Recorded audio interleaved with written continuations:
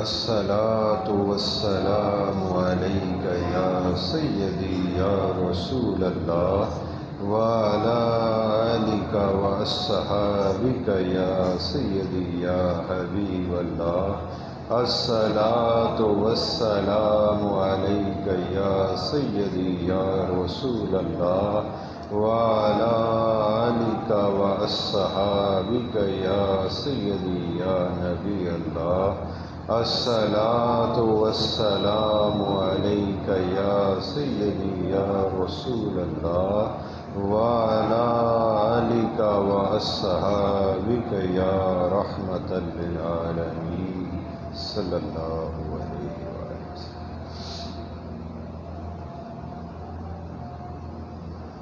تمام تعریفیں، سب طرح کی تعریفیں اللہ ہی کے لیے. تمام تعریفیں، سب طرح کی تعریفیں رب کائنات ہی کے لیے، جس نے آدم علیہ السلام سے مخلوق کو پیدا فرمایا. اور درود ہو، سلام ہو اس ذات عالی پر، اس ذات پاک پر جنہیں اللہ تبارک تعالیٰ نے سب سے پہلے پسندیدہ بنایا. وہ میرے آقا و مولا ہے، وہ میرے مرشد پاک کے آقا اور مولا ہے.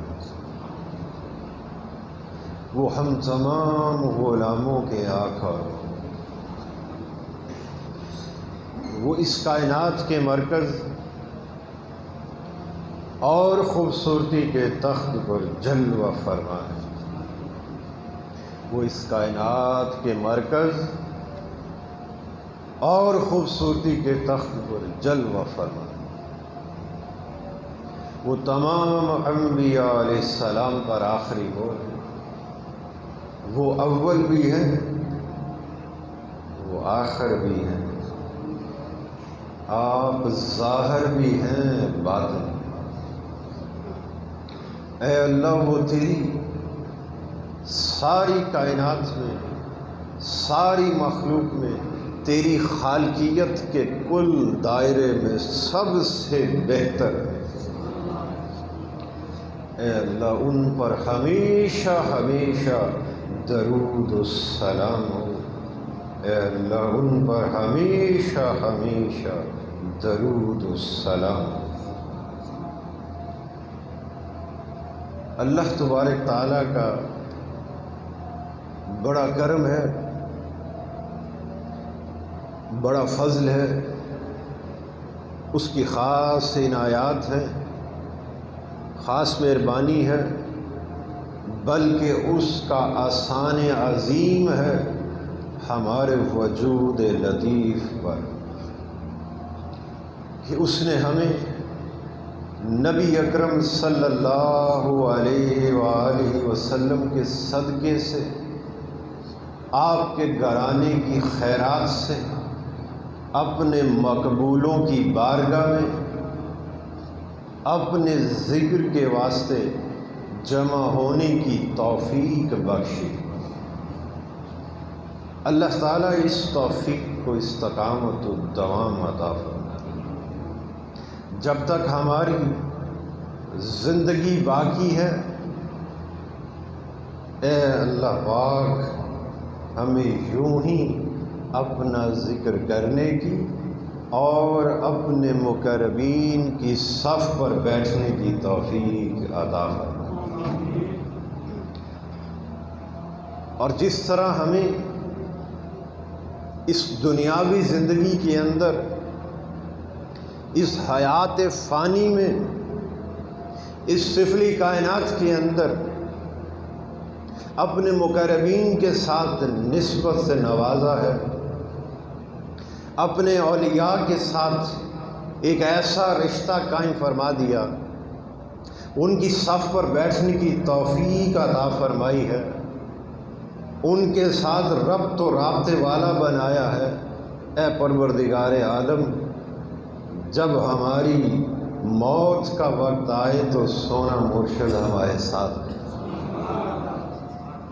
روز محشر بھی سائیں ساتھ ہی ہو، یہ نسبت قیامت کے دن بھی قائم و دائم رہے۔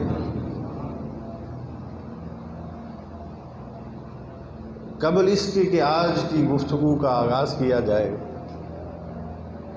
تو چند باتیں تزکیے اور تصفیے کا سامان جو میں آپ تک پہنچانا چاہتا ہوں، اس میں سے ایک گوشہ، اس گوشے کا تذکرہ کرتے ہوئے مزید آگے بڑھیں گے اور آج کی گفتگو کی طرف بڑھیں گے۔ جس قدر ہو سکا، اللہ پاک نے جس قدر چاہا تو یہ تذکرہ کر دیا جائے گا اور مزید آگے بڑھا دیا جائے گا۔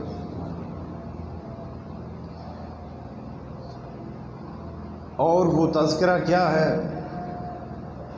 وہ ہمارا رشتہ ہے، ہمارا تعلق ہے، جو ہمارے مرشد پاک رحمۃ اللہ علیہ کے ساتھ ایک قائم ہے۔ اگر ہم اپنے اس تعلق کے اوپر غور کریں، در حقیقت یہ تعلق ہی تو ہے جو ہمیں یہاں جمع کیے ہوئے ہے اور رب کا ذکر کروا رہا ہے۔ یہ نسبت ہی تو ہے کہ جس کی وجہ سے، بلکہ یوں کہنا زیادہ بہتر ہوگا کہ یہ نسبت ہمیں اللہ کی طرف کھینچتی ہے، اس کی رحمت کی طرف بلاتی ہے۔ ہم دور دراز علاقوں سے، قصبوں سے، گاؤں سے، شہروں سے آ کر اکٹھے ہوتے ہیں۔ کس جگہ پر اکٹھے ہوتے ہیں؟ اس ولی کامل کی بارگاہ۔ اکٹھے ہو کر کیا کرتے ہیں؟ اللہ کا ذکر کرتے ہیں۔ یہ جو ہمیں ذکر کی توفیق ملی، اس توفیق کا دروازہ جو ہمارے قلب و باطن پر کھول دیا گیا، میں ابتدا میں جو کلمات کہتا ہوں وہ در حقیقت یہ توفیق کا دروازہ ہے جو اس رب کائنات کی طرف سے ہم پر بڑا آسانی عظیم ہے۔ کیونکہ اللہ تبارک تعالیٰ نے ارشاد فرمایا، میں چاہتا ہوں تو نیکی سرزد ہوتی ہے، میرے حکم کے بغیر پتا بھی ہل نہیں سکتا۔ تو پھر اگر اس کے حکم کے بغیر پتا بھی ہل نہیں سکتا تو آپ اپنے گھروں سے نکلے، سفر کیا اور پھر یہاں آئے، آ کر اللہ کا ذکر کیا تو اس کی توفیق سے کیا۔ یہ ہم پر آسانی عظیم نہیں تو اور کیا ہے کہ ہمیں اللہ تبارک تعالیٰ نے اپنے ذکر کی مجلس عطا فرما دی، اپنی یاد میں رہنے والے اپنے ذاکرین کی صف پر بیٹھنے کی توفیق عطا فرما دی، ان کے ساتھ شامل ہو کر اللہ کا ذکر کرنے کی توفیق مل گئی۔ یہ ہمارے وجود لطیف پر، ہمارے وجود ظاہر پر اس کا آسان عظیم ہے ہی تو ہے۔ اب یہ جو آسان عظیم ہے، اس نے جو توفیق کا دروازہ ہمارے قلب و باطن پر کھول دیا، ہمارے وجود لطیف پر آسان عظیم فرما دیا، وہ لوگوں یہ آسان عظیم ان کی وجہ سے۔ ہم کون تھے؟ کہاں تھے؟ کون کس کو جانتا تھا؟ آج یہ عزتیں ہیں تو اللہ کے ذکر کی وجہ سے ہیں۔ آج یہ عزتیں ہیں، جو ہمیں کوئی سلام کرتا ہے تو حضور کی غلامی کی وجہ سے کرتا ہے۔ اگر ہمیں کوئی سلام کرتا ہے تو حضور کے غلاموں کا طوق پہنا ہے، اس وجہ سے۔ یہ ساری عزتیں جو ہیں، خدا کی عزت کی قسم، در مصطفیٰ کی وجہ سے۔ آپ کی در کی غلامی جسے نصیب ہو جائے، پھر وہی عزت، تعظیم و تکریم کا حقدار ہے۔ وقت کے ساتھ ہر شے گل سڑ جاتی ہے، بسیدہ ہو جاتی ہے، تاج و تخت جو ہیں وہ زمین بوس ہو جاتے ہیں، کسی شے کو دوام نہیں ہے۔ اللہ کی عزت کی قسم، اگر کسی شے کو دوام ہے تو اس ہی کو ہے جو دامن مصطفیٰ سے لپٹتا ہے۔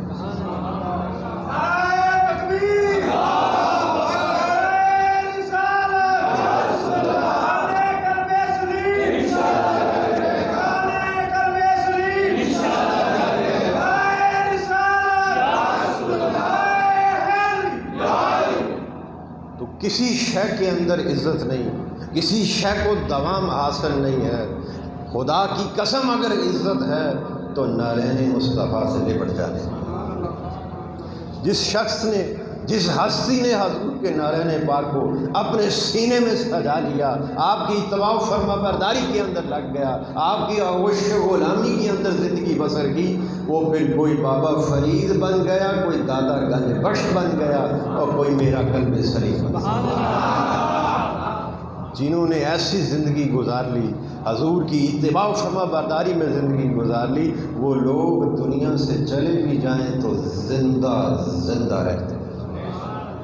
ان کا ذکر ایسا زندہ رہتا ہے کہ فرمایا تم مجھے یاد کرو میں تمہیں یاد کروں۔ جنہوں نے حضور کی غلامی کی اختیار کی، آپ کی اتباع و فرما برداری اختیار کی، اور پھر رب کو یاد کیا، محبت مصطفیٰ میں ڈوب کر فنا ہو کر جس نے اللہ کو یاد کیا، بس پھر ہم اس کو ایسی بقا عطا فرماتے ہیں کہ کوئی بھی زمانہ ہو ان کا ذکر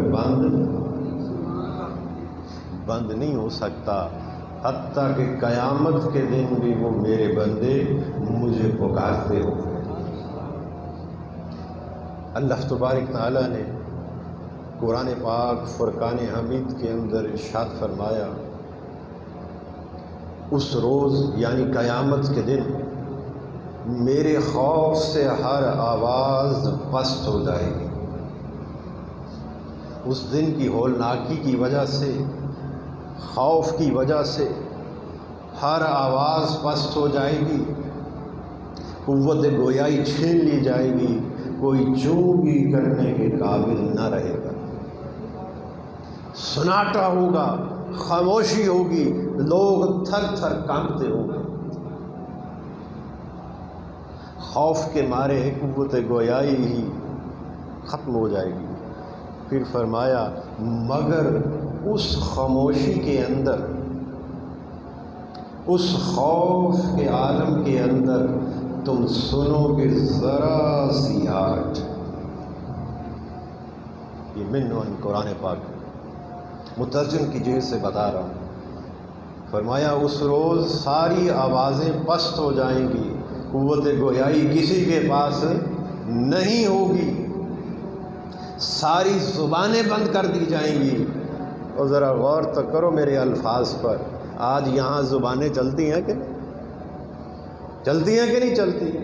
آج ہماری زبانیں اس قدر چلتی ہیں کہ ہم اولیاء و صالحین کو بھی بخشتے ہیں، اللہ والوں کے اوپر بھی تنقید کر بیٹھتے ہیں، ان کی کردار کشی کر بیٹھتے ہیں، ان پر زبانیں دراز کرتے ہیں، اور لوگوں کی زبانوں سے تو انبیاء علیہ السلام بھی بچ نہ سکے۔ انبیاء تو انبیاء، لوگوں کی زبانوں سے تو رب خود نہ بچ سکا۔ بولو، رب کو گالیاں دینے والے بھی تھے، رب کے بیوی بچے بنانے والے بھی تھے کہ نہیں؟ تو ان لوگوں کی تو جو زبانیں ہیں، ہماری زبانیں تو جب چلتی ہیں تو ہم بھول جاتے ہیں کہ ہمارے سامنے کون سی ہستی موجود ہے۔ فرمایا جب قیامت کا دن ہوگا، ساری زبانیں جو بڑی چلا کرتی تھی بند ہو گئی، قوت گویائی کسی کے پاس نہ ہوگی، ہر کوئی خوف کی کیفیت میں مبتلا ہوگا، تھر تھر کانپتا ہوگا، اپنے پسینے میں شرابور ہوگا۔ ایسی کیفیت کے دن تم دیکھو گے، ذرا سی آہٹ کو سنو، پروردگار عالم تیرے خوف سے تو ساری آوازیں پست ہو گئی، اب یہ ذرا سی آہٹ کیا ہے؟ اور فرمایا وہ بندے جن کی زبانیں فضول باتوں میں نہیں لگا کرتی تھی، آج جو لوگ فضول باتیں کیا کرتے تھے، لوگوں پر ایک دوسرے کو کے اوپر تانا کشی کرتے تھے، کردار کشی کرتے تھے، ایک دوسرے کے کردار کو برا بھلا کہتے تھے، اخلاق کو برا کہتے تھے، آج وہ ساری زبانیں بند ہیں، بس زبانیں انہی کو عطا ہیں جو میرے مقربین ہیں۔ آج قوت گویائی انہی کے پاس ہے، آج کلام کرنے کی قوت انہی کے پاس ہے جنہوں نے مجھے راضی کیا تھا، جو میری یاد میں رہتے تھے۔ تم سنو گے ذرا سی آہٹ، کن لوگوں کی آہٹ، وہ مستارا مست جو دنیا میں مجھے مست و بے خود پکارا کرتے تھے، وہ روز محشر بھی اسی طرح مست و بے خود اللہ اللہ کرتے تھے۔ ان پر نہ کچھ خوف ہوگا، بولو، جو اللہ کے دوست ہیں، جو رب کی ذات میں فنا ہو چکے ہیں، جنہوں نے اللہ کی ذات میں مجاہدہ کیا، اس حد تک مجاہدہ کیا کہ خود کو ہی بلا بیٹھے، آج انہیں مقام یہ حاصل ہے، ساری زبانیں بند ہیں، ہر کوئی خوف سے کانپتا ہے، مگر میرے اولیاء، میرے دوست، ان پر نہ کچھ خوف ہوگا نہ وہ غمگین ہوں گے۔ وہ خوف کی کیفیت سے بری ہیں، ایک ہی دن ہے، ایک ہی کیفیت ہے، مگر جو میرے ہیں وہ خوف سے بھی بڑے ہیں، بری کر دیے گئے ہیں، اور غم سے بھی بری کر دیے گئے ہیں، بس وہ مست و بے خود خوب میرے ذکر میں اسی طرح لگے ہیں جیسے دنیا میں کیا کرتے ہیں۔ تو یہ اولیاء کی شان ہے، یہ اللہ والوں کی شان ہے، اور ہمیشہ یاد رہے کہ تکلیفیں جو ہیں وہ رحمان ہی کے راستے پر آتی ہیں، اور میرے مرشد پاک رحمۃ اللہ علیہ فرماتے ہیں کہ جب بندہ اللہ کی راہ پر لگ جاتا ہے تو سب سے زیادہ لوگوں کی زبانیں اسی وقت کھلتی ہیں، لوگ تانا بھی دیتے ہیں، آپ تاریخ اٹھا کر دیکھ لیں، اللہ والوں کو تانا بھی دیا جاتا ہے، ان کی کردار کشی بھی کی جاتی ہے، ان پر الزامات بھی لگائے جاتے ہیں، مگر فرمایا کہ جب بندہ اللہ کی راہ میں لگ جاتا ہے، صراط مستقیم پر گامزن ہو جاتا ہے، اپنے آپ کو رب کی ذات میں فنا کر بیٹھتا ہے، تو پھر یہ جو لوگوں کی زبانیں ان پر چلتی ہیں، یہ انہیں تاج و تخت سے نوازتے ہیں۔ بات کو سمجھ لیں، یہ ان کے لیے کیا ہے، یہ خزانہ انہیں نصیب ہوتا ہے۔ جب کوئی ان کی زبان درازی ان کے ساتھ کرتا ہے، ان کی کردار کشی کرتا ہے، ان پر الزامات لگاتا ہے، تو وہ صبر کرتے ہیں، اللہ کو یاد کرتے ہیں، رب ان کے مرتبے کو اور اونچا کر دیتا ہے۔ اس کی زندہ مثال، بڑی معروف بات، اعلیٰ حضرت ان کی زندگی کو کھنگال لیں، حضرت امام احمد رضا رحمۃ اللہ علیہ، آپ کی زندگی کو کھنگال لیں، سب سے زیادہ تہمتیں آپ پر لگائی گئی، یہ تاریخ ہے، جانتے ہیں، سب سے زیادہ تہمتیں کس پر لگی؟ اعلیٰ حضرت پر لگی۔ سب سے زیادہ کردار کشی کس کی گئی؟ اعلیٰ حضرت کی گئی۔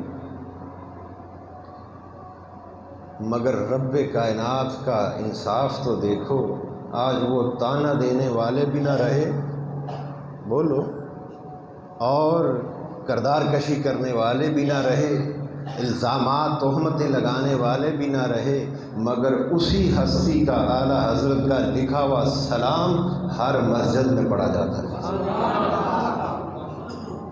بات کو سمجھے؟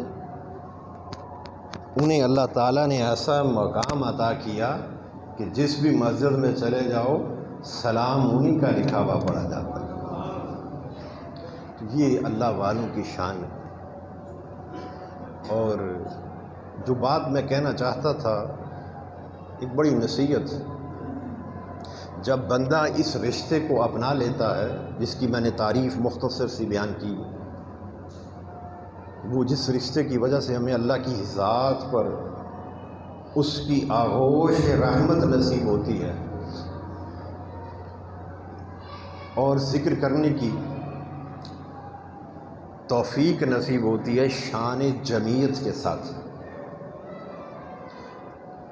تو بندہ جب اللہ تعالیٰ کی تلاش میں نکلتا ہے تو اسی لمحے رہبر و رہنما کو چن لیتا ہے۔ آپ یہاں آئے بیٹھے ہیں، کوئی میرے لیے تو نہیں نہ آئے، بولیں آپ کا آنے کا مقصد کیا ہے؟ وہ رب کائنات کی ذات ہے، اللہ کی رضا کی خاطر آئے ہیں، اس کی خوشنودی کی خاطر آئے ہیں، اس کے محبوب صلی اللہ علیہ وآلہ وسلم کی اتباع فرما برداری کی وجہ سے آئے ہیں، اللہ کے ذکر کی وجہ سے آئے ہیں، میرے لیے نہیں آئے، اس رب کے واسطے آئے ہیں۔ آپ کی توجہ کا مرکز میں نہیں ہوں، آپ کی توجہ کا مرکز رب ہے۔ آپ آج اگر مجھ سے محبت کرتے ہیں تو اللہ کی وجہ سے کرتے ہیں، آپ آج اگر مجھ سے محبت کرتے ہیں تو حضور کی غلامی کی وجہ سے کرتے ہیں، آپ کی اتباع فرما برداری کی وجہ سے کرتے ہیں، اللہ کی یاد کی وجہ سے کرتے ہیں، حلقہ درود و سلام قائم کرنے کی وجہ سے کرتے ہیں۔ تو یہ ساری محبتوں کا مرکز تھا، منبع جو تھا وہ رب کائنات کی ذات تھی۔ بولیں ایسا ہی ہے؟ یہ آج جس رشتے میں ہم بندے بیٹھے ہیں، یہ جو مرشد کے اور مرید کے درمیان ایک رشتہ ہے، بیعت کا بک جانا، ہم کس لیے بکے ہیں؟ اس کی رضا کے لیے بکے ہیں، کیونکہ رب کائنات نے خود فرما دیا، لوگوں اپنے آپ کو ایسوں کے ساتھ جوڑ لو، اپنی نگاہوں کا مرکز ایسوں کے چہروں کو بنا لو جو صبح و شام میری یاد میں رہنے والے ہیں۔ یہ قرآن بتا رہا ہوں، یہ اللہ کا حکم ہے۔ لوگوں ایسوں کے ساتھ جڑ جاؤ، ایسوں کی چہروں کو اپنی نگاہ کا مرکز بنا لو جو صبح و شام میری یاد میں رہنے والے ہیں، اور ذرا غور سے سن لو، ان کا مجھے پکارنا کسی لالچ پر مبنی نہیں ہے، وہ تو فقط میرے مکھڑے کے طلبگار ہیں۔ لوگوں ایسا جس کو پاؤ کہ صبح و شام مجھے پکارتا ہو، میرے مکھڑے کا طالب ہو، بس پھر اس کے ساتھ جڑ جاؤ، اس کی سنگت و صحبت اختیار کر لو اور اپنی نگاہ کا مرکز اس کے چہرے کو بنا لو۔ تو یہ تو اللہ کا حکم تھا، اسے بجا لاتے ہوئے ہم نے کیا کیا؟ تلاش کی۔ بولیے، معروف بات ہے، تلاش کی۔ کوئی ایسا شیخ مل جائے، کوئی ایسا اللہ والا مل جائے کہ جس کی بیعت اختیار کی جائے، جن کی سنگت و صحبت کو اختیار کیا جائے، اور پھر ان کی سنگت و صحبت میں بیٹھ کر ان کے ساتھ اللہ کو یاد کیا جائے، اور ان کی ہدایت کے اوپر اس چراغ نور حق کی روشنی میں جو اللہ پاک نے انہیں عطا کیا ہے، ہم بھی تھوڑا چل لیں۔ جیسے پل صراط پر گناہگار لوگ کہیں گے کہ نہیں، اپنی پہچان والوں اولیاء صالحین سے، نیکوکاروں سے کہیں گے، جب وہ گزرنے لگیں گے پل صراط سے تو اللہ تعالیٰ وہاں پر روشنیاں کر دے گا، اور ان کی پہچان والے بھی پیچھے سے گناہگار بھی چلنا شروع ہو جائیں گے، اور ان سے کہیں گے ذرا ٹھہرو، ہم بھی تمہارے نور میں تھوڑا چل لیں۔ اللہ پاک فرمائیں گے یہ نور یہاں نہیں ملتا، جاؤ لوٹ جاؤ واپس، وہاں دنیا میں یہ نور بڑھتا تھا، وہاں سے لے آؤ۔ تو مقصد چیز کا بتانے کا کہ ان کو جو اللہ پاک نے نور حق کا چراغ عطا فرمایا ہے، ان کے سینوں کو اللہ تعالیٰ نے وہ جو قندیل عطا فرمائی ہے، جس کے اندر اللہ تعالیٰ کے حسن و جمال کا نور ہر لمحہ،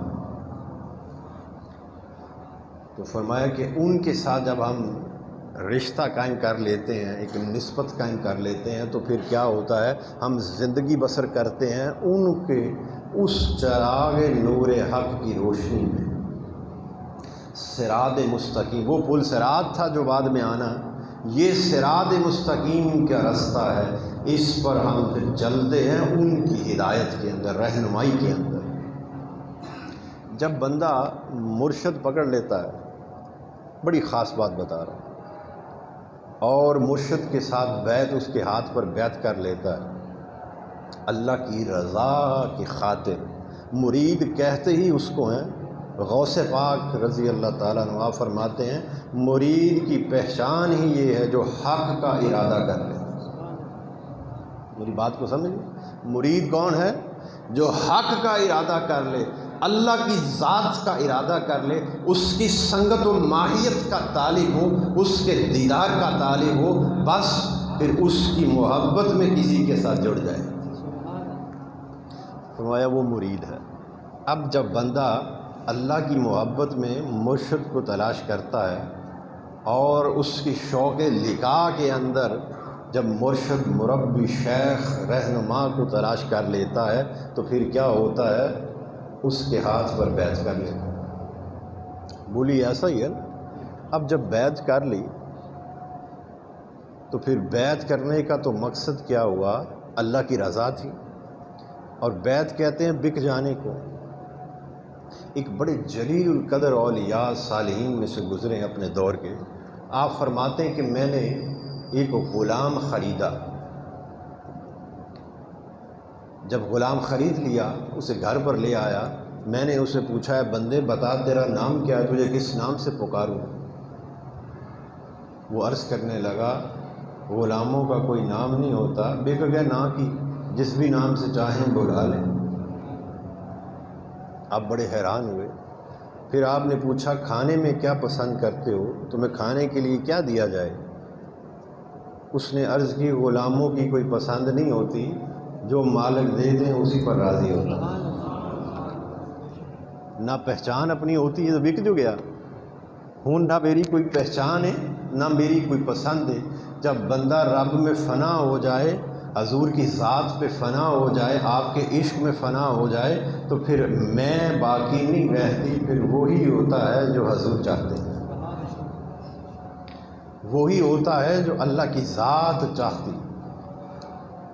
حضرت سیدنا شیخ عبد القادر جیلانی رحمۃ اللہ علیہ آپ فرماتے ہیں کہ اگر کمال چاہتے ہو اس ارتقاء عظیم میں تو پھر کیا کرو؟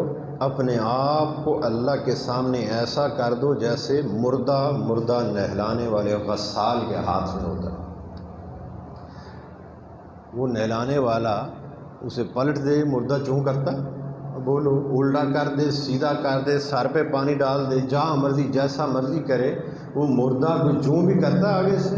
فرمایا اگر تو کمال چاہتا ہے تو پھر رب کے سامنے خود کو ایسا کر دے، وہ تجھے ہنسائے تو ہنس لے، تجھے رلائے تو رو پڑ، تجھے کہیں ٹھہرا دے تو ٹھہر جا، اور اگر تجھے کہیں بھیج دے تو پھر وہاں پر چلا جا۔ تو جو لوگ ایسا اپنے آپ کو رب کے سامنے کر لیتے ہیں، تقدیر کو اس کی رضا سمجھ کر اپنا لیتے ہیں، کوئی تانا بھی کرے، تانا زنی بھی کرے، کردار کشی بھی کرے، بات کو سمجھ لیں، کوئی الزامات کی بچھاڑ بھی کر دے تو وہ سمجھے کہ یہ میرے رب کی طرف سے انعام ہے، اس کو اپنے سینے سے لگا لیں۔ تو فرمایا کہ یہی وہ لوگ ہیں جو حقیقی عظیمت والے لوگ ہیں۔ اللہ تعالیٰ کا قاعدہ یہ ہے کہ اللہ تعالیٰ کی ذات پاک جب کسی بندے کو کمال عطا فرمانا چاہتا ہے، یہ میری بات یاد رکھنا، جب کسی بندے کو اونچا مرتبہ دینا چاہتا ہے نا، آپ 1400 سال کی تاریخ اٹھا کر دیکھ لیں، اس کو بارہا پڑھ لیں، کھنگال لیں، ہر اولیاء و صالحین کی زندگی کا مطالعہ کر لیں، آپ کو یہ بات میری جو میں آج کر رہا ہوں یہ نظر آئے گی۔ اللہ پاک جب کسی کو کسی بلند مقام پر فائز فرمانا چاہتا ہے، کسی کے مرتبے اونچے کرنا چاہتا ہے، تو سب سے پہلے کیا ہوتا ہے؟ لوگوں کو زبانیں دے دیتا ہے۔ اونچا کس کو کرنا ہے؟ اپنے بندے کو۔ مرتبے سے کس کو نوازنا ہے؟ اپنے مقربین کو۔ تو زبانیں کس کو دیتا ہے؟ لوگوں کو دے دیتا ہے۔ لوگ ان کو گالیاں بھی دینا شروع ہو جاتے ہیں، لوگ ان پر تانا زنی بھی کرنا شروع ہو جاتے ہیں، لوگ ان کی کردار کشی پر بھی لگ جاتے ہیں، لوگ ان پر الزامات بھی لگاتے جاتے ہیں۔ فرمایا وہ زبانیں جو اس سے پہلے بند تھی آج دی کس نے؟ اللہ نے کیوں دی؟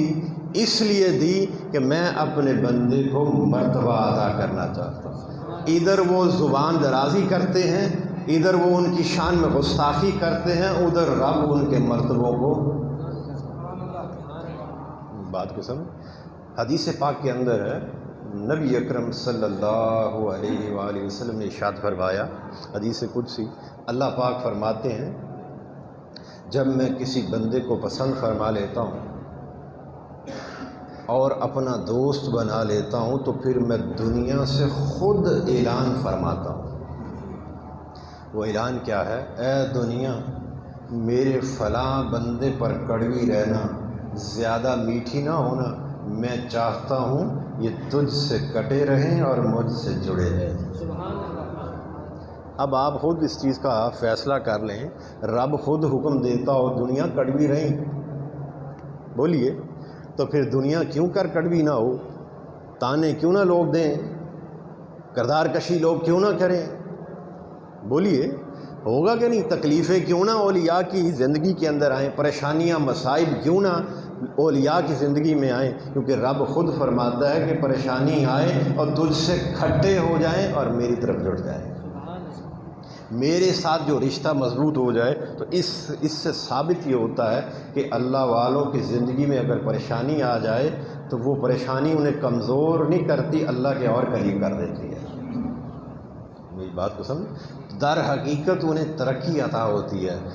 تو پھر وہ جو بات میں ایک نقطہ بتانا چاہتا تھا، وقت آپ کا ہو گیا، تو جو موضوع پر آج گفتگو کرنی تھی انشاءاللہ اگلے جمعہ پاک پر کریں گے، تو وہ جو ایک نقطہ میں بتانا چاہتا ہوں کہ جب بندہ اللہ کی رضا اور اس کی خوشنودی کی خاطر کسی مرشد کو، کسی شیخ کو چن لیتا ہے، اس کے ہاتھ پر بیعت کر لیتا ہے، تو پھر بیعت کے بعد یہ جب سوچتا ہے نا کہ مرشد حق ہے کہ باطل ہے، بولو سوچتا ہے نا انسان، یہ کراڑ ہے، ڈنگ مارتا ہے اور خیال وسوسے آتے ہیں، اچھا میں نے جو مرشد پکڑا ہے وہ حق ہے کہ باطل ہے؟ ان کے فلاں معاملات کو ذرا میں دیکھوں، ان کے فلاں معاملات کو میں دیکھوں، میں ان کے گھر میں چلا جاؤں، ان کے گھریلو معاملات کو دیکھوں، ان کی پرخ کے اندر لگ جاتا ہے اور مقصد ہوتا ہے کہ میں دیکھوں حق ہے کہ باطل ہے۔ فرمایا وہ شخص مارا جاتا ہے، وہ شخص ان پر جو رحمت نازل اللہ پاک فرما رہا ہے وہ شخص اس رحمت سے محروم کر دیا جاتا ہے جس کا وتیرہ ایسا بن جائے۔ تو پھر فرمایا یہ اولیاء صالحین فرماتے ہیں کہ جب تو اللہ کی رضا کی خاطر کسی کے ہاتھ میں ہاتھ دے دے تو بس پھر تیری سوچ کا معیار یہ ہونا چاہیے سائیں حق ہے میں باطل ہے۔ بس فرمایا کہ مقام اسی کو ملتا ہے جو یہ سوچتا ہے میرا مرشد حق ہے میں باطل۔ ایسی کیفیات سے، بلندیوں سے اسی مرید کو نوازا جاتا ہے۔ یاد رہے کہ یہ کھیڑ ہی ادب کی ہے۔ ہم روٹی پکاتے ہیں گھر میں، آٹا گوندتے ہیں، میں یہ آخری بات کر رہا ہوں، آٹا گوند لیا، روٹی تیار ہو گئی، کھا لیا، کھا کے خوب جسم طاقتور ہو گیا، خوراک سے طاقتور ہی ہوتا ہے نا، بولیے اب اللہ والوں کی روٹی کیسے پکتی ہے وہ بھی سن لو۔ ہم دودھ بھی ڈال لیتے ہیں آٹے کے اندر، بولیں دہی بھی ڈال لیتے ہیں، پانی بھی ڈال لیتے ہیں، نمک بھی ڈال لیتے ہیں، ساری چیزیں ڈالتے ہیں، پھر آٹا گوندنا شروع کر دیتے ہیں۔ جب گوندا جاتا ہے تو پھر ہم پیڑے بناتے ہیں، روٹیاں بناتے ہیں۔ ان اولیاء کی روٹی کیسے پکتی ہے؟ فرمایا کہ یہ جو آٹا ہے اس آٹے کے برتن میں آٹے کی جگہ کیا ڈالتے ہیں؟ ادب۔ 2 کلو آٹا گوندنا ہے، کلو گوندنا ہے، آدھا کلو گوندنا ہے، جتنا بھی گوندنا ہے مقصود ہو، فرمایا کہ وہ اس آٹے کی جگہ کیا ڈالتے ہیں؟ ادب۔ میں روحانی بات کر رہا ہوں، تصوف کی بات کر رہا ہوں۔ اس میں کیا کرتے ہیں؟ آٹے کی جتنی تعداد آٹے کی ہوتی ہے اتنی تعداد کیا ہوتی ہے ان کے پاس؟ ادب ڈالتے ہیں۔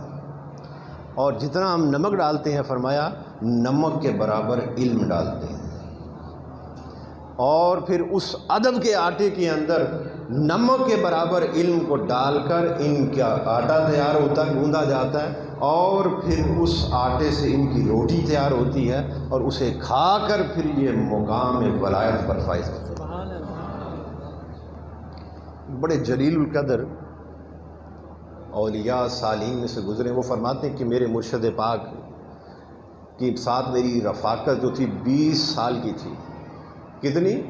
20 سال کی رفاقت تھی، اور 18 سال آپ مجھے ادب ہی سکھاتے رہے. بگیاد علم سیکھن سی 18 سال میں ادب سکھاندے رہے. میں اکثر سوچتا بھی میں سیکھنے علم آیا ہوں، مجھے ادب سکھائی جا رہے ہیں. 18 سال مجھے ادب سکھایا، آخری جو 2 سال بچے اس میں مجھے علم سکھا دیا. جب وہ وصال کر گئے، پردہ کر گئے، مجھے اس وقت سمجھ آئی. اور آج میرا جی چاہتا ہے کاش وہ جو 2 سال علم سکھایا تھا وہ بھی ادب ہی دے دیتے. ایک ادب ہوتا اور ایک عشق ہوتا. یہ مجھے تھوڑا سا موقع دیتے ہیں کہ میں ایک بات مجھے یاد آ گئی، میرے آقا کریم کی بات یاد آ گئی کہ عشق اور ادب انسان کو وہاں تک پہنچا دیتا ہے جہاں تک عبادت اور ریاضت نہیں پہنچاتی. نبی اکرم صلی اللہ علیہ وآلہ وسلم مسجد نبوی کے باہر بچے کھیلا کرتے تھے. مسلمانوں کے بچے بھی اس میں، یہودیوں کے بچے بھی ہوتے.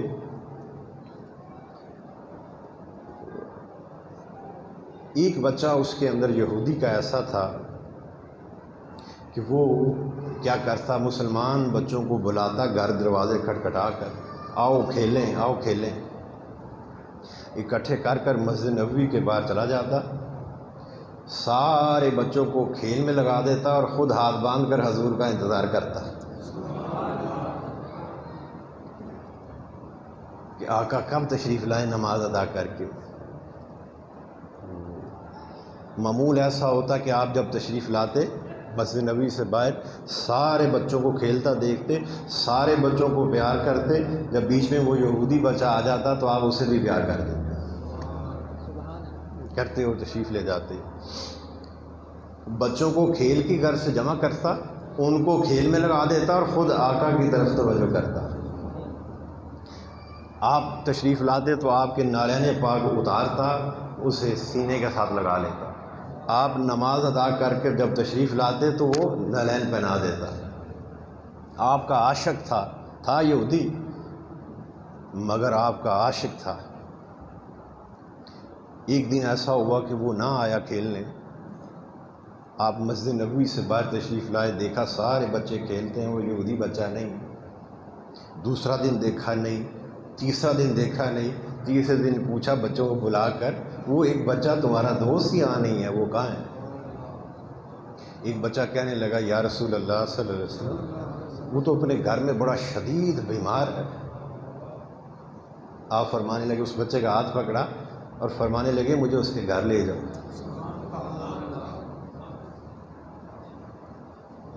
ہم آج کیا کرتے ہیں، یہ اہل تشیع ہے جی، یہ جناب فلانے مسلک کے ساتھ ہے، یہ اہل سنت ہے، یہ حنفی ہے، یہ فلانا ہے، یہ ٹمکان ہے.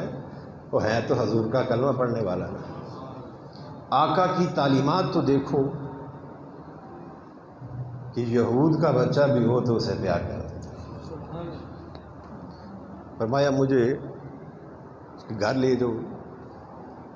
اب آپ اس بچے کے گھر کی طرف تشریف لے کر جا رہے ہیں. اب گھر کے اندر معاملہ کیا ہے کہ بچہ شدید بیمار ہے اور آخری لمحات ہیں، اس کے آخری سانسیں چل رہی.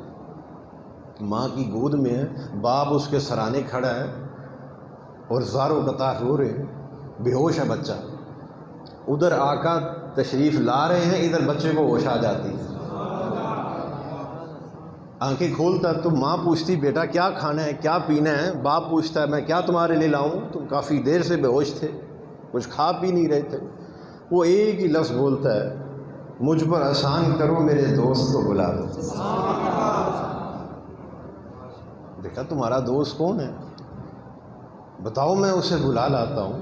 کہا میرا دوست وہ ہے جو رب کا بھی دوست ہے. میرے آقا کو بلا دو، بس میں انہیں دیکھنا چاہتا ہوں، آخری وقت ہے میں اپنے دوست کو دیکھنا چاہتا ہوں.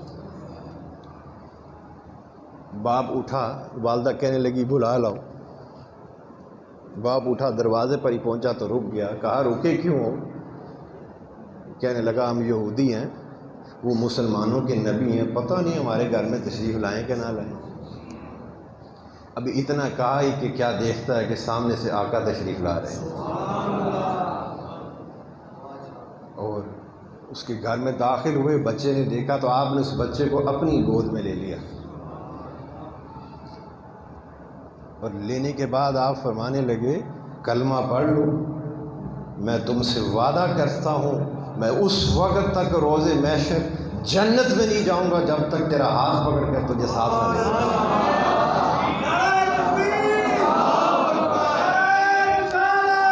رسول اللہ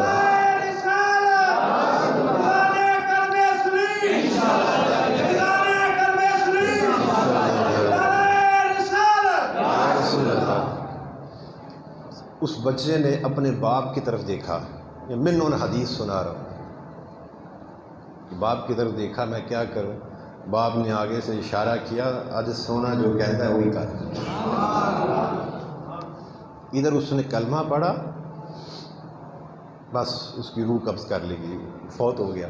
کہاں فوت کہاں ہوا؟ حضور کی گود میں۔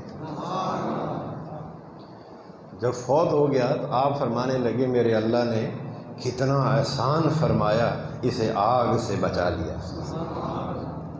اٹھے، اس کے صحابہ کو حکم دیا اس کے کفن دفن کا انتظام کرو، اور اس کا جنازہ میں خود پڑھاؤں گا۔ حضرت سیدنا ابو ہریرہ رضی اللہ تعالیٰ عنہ یہ سارا منظر دیکھ رہے اور زاروں قطار رو رہے، اس حد تک روئے کہ صحابہ نے پوچھا اے ابو ہریرہ تیرا کیا لگتا ہے یہ بچہ تو اتنا روتا ہے؟ آپ فرمانے لگے لگتا تو کچھ نہیں، میں اس کے نصیب پر رو رہا ہوں کہ اس کا نصیب تو دیکھو، نہ حج کیتا نہ عمرہ، اور حضور کی گود میں ہے، اور حضور خود جنازہ پڑھا رہے ہیں اور اسے قبر میں بھی خود اتار رہے ہیں۔ کاش کہ اس کی جگہ ابو ہریرہ ہی مر جاتا۔ میں اس کے نصیب پر روتا ہوں کہ کاش آج وہ نہ مرتا، میں مر جاتا۔ اور مات حدیث کے الفاظ ہیں کہ جب اس کے جنازے کو لے کر جا رہے تھے تو حضور علیہ الصلوۃ والسلام نے اپنی ایڑیاں مبارک اٹھا لی، زمین سے ایڑیاں اٹھا کر پنجے پر چلنا شروع ہو گئے، جسے ہم پب کہتے ہیں پنجابی میں۔ تو صحابہ کرام نے جب یہ منظر دیکھا، عرض کی یا رسول اللہ اگر پاؤں میں کوئی تکلیف ہے تو سونیا تو آپ کو کندھوں پر اٹھا لیتے ہیں۔ آپ فرمانے لگے تکلیف نہیں ہے، اللہ تبارک تعالیٰ نے اس کے جنازے میں فرشتے ہی اتنے کو بھیج دیے ہیں کہ پاؤں رکھنے کی جگہ نہیں۔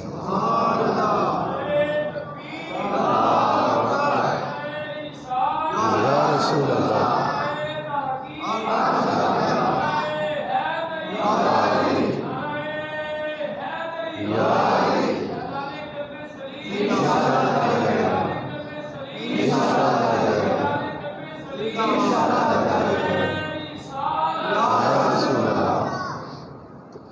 بات جو میں بتانا چاہتا تھا اس واقعے میں دیکھو حضور کے عشق نے اسے کہاں پہنچایا۔ نہ نماز پڑھی تھی ابھی، بولو کلمہ پڑھنے کے بعد تو غسل بھی نہیں تھا کیا ابھی، اور نہ نماز نہ حج نہ روزہ نہ زکوٰۃ، کوئی عمل اس نے ابھی کیا ہی نہیں۔ اس کے نامہ اعمال کے اندر عمل تھا تو کیا، فقط عشق مصطفیٰ کا۔ پتہ یہ چلتا ہے اگر ادب مصطفیٰ نصیب ہو جائے، عشق مصطفیٰ نصیب ہو جائے، تعظیم و تکریم مصطفیٰ دل میں آ جائے تو پھر ایسی کیفیت میں ایک سجدہ بھی 1000 سجدوں۔ تو نماز پڑھو، ایسی نماز پڑھو کہ دل حضور کا عاشق ہو۔ ہم نماز بھی پڑھیں تو سونیا تیری اتباع کے واسطے اور تیرے درود کے واسطے۔ حجر اسود کو بوسہ دیتے ہو، بولو سار کیوں دیتے ہو؟ بھائی جنت کا پتھر ہے، یہ تو ہمارا عقیدہ ہے نا کہ جنت سے آیا، اس کو بوسہ دو، یہ اپنے بوسہ دینے والے کی شفاعت کرے گا، یہ ساری چیزیں سوچ کے بوسہ دیتے ہیں نا۔ بولو حضرت عمر فاروق کا بھی عقیدہ دیکھ لو، اس کے سامنے کھڑے ہو کر کہنے لگے اے پتھر میں تجھے کبھی بھی بوسہ نہ دیتا، بس اس وجہ سے دیتا ہوں کہ میں نے تیرے ساتھ لب مصطفیٰ کو لگتا دیکھا۔ یہ معیار ہونا چاہیے۔ نماز رب کی پڑھتے ہیں مگر سونیا تیری اتباع میں پڑھتے ہیں، نماز رب کی پڑھتے ہیں مگر سونیا اس میں درود تیرا ہے، تیرے درود۔ تیرے عشق کے واسطے نماز پڑھتے ہیں، تیری اتباع کے واسطے ہم اللہ کا ذکر کرتے ہیں۔ تو دسیا رب ہے تے اسی منیا رب ہے، تو دسیا اللہ دا ذکر کر، اسی اللہ دا ذکر کیتا۔ کوئی اسی رب ویکھیا سی؟ بولو، آپ نے اللہ کو دیکھا ہے؟ رب ایک ہے یہ دیکھا ہے آپ نے؟ نہیں۔ کس کی وجہ سے مانتے ہو؟ سونے نے کہا تو مانتے ہیں۔ ہم نے تو رب کو بھی رب مانا، سونے کی وجہ سے مانا۔ ہم پہلے سونے کو مانا تو پھر اللہ کو مانا نا۔ آپ کو مانا تو آپ کی بات پر ایمان لائے۔ تو یہ یاد رکھو، اللہ نو نمازاں روزے نہیں چاہیے، اللہ نو عشق مصطفیٰ چاہیے، اللہ کو ادب مصطفیٰ چاہیے۔ تو ایسی نماز پڑھو کہ اس نماز کے اندر حضور کا ادب ہو، آپ کی تعظیم و تکریم ہو، اور جس کو بھی دیکھو کہ اس کو حضور سے محبت کرتا ہے، اس سے بھی محبت کرو۔ اللہ پاک سے دعا کرے، اے اللہ حضور علیہ الصلوۃ والسلام کی نالین پاک کی خاک پاک کا صدقہ ہمارے تمام صغیرہ و کبیرہ گناہ معاف فرما، ہماری خطاؤں کو درگزر فرما دے۔ اے اللہ ہمیں قبر کے عذاب سے، محشر کے عذاب سے، صراط اور میزان اور قبر کی ہولناکی سے بچا لے، موت کی سختی سے بچا لے، ہمارا خاتمہ ایمان پر فرما دے۔ اے اللہ حضور علیہ الصلوۃ والسلام کے نالین پاک کی خاک پاک کا صدقہ میرے مرشد پاک حضرت خواجہ میاں محمد کلب سلیم رحمۃ اللہ علیہ آپ کو دائماً اپنی رحمت کی جولی کرے، آپ پر دائماً اپنی رحمت کا سائبان تنہ رکھنا، آپ کو ہمیشہ حضور علیہ الصلوۃ والسلام کی آغوش غلامی قربت خاص میں کالی کملی کے سائے تلے رکھنا۔ صلی اللہ علی حبیبہ سیدنا محمد و آلہ و اصحابہ وسلم۔